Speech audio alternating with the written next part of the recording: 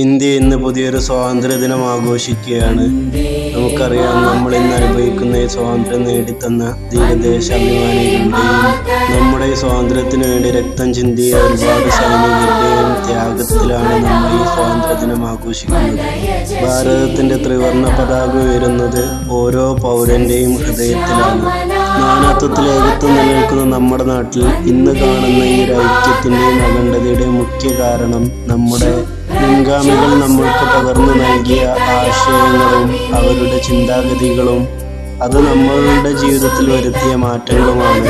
നമ്മളിവിടെ സുരക്ഷിതരായി നിൽക്കുമ്പോഴും നമുക്ക് വേണ്ടി അഹോരാത്രം പണിയെടുക്കുന്ന നമ്മുടെ ധീര ദേശാഭിമാനികളായ സൈനികർ, അവരുടെ ഓരോ നിമിഷവും അവർ നമുക്ക് വേണ്ടി കടുത്ത ചൂടിനെയും തണുപ്പിനെയും ഒക്കെ അതിജീവിച്ചുകൊണ്ട് നമ്മൾക്ക് വേണ്ടി, നമ്മുടെ രാജ്യത്തിന് വേണ്ടി ഇമ ചിമ്മാതെ കാത്തു നിൽക്കുന്നു. അവർക്ക് വേണ്ടി നമുക്കൊരു നിമിഷം പ്രാർത്ഥിക്കാം.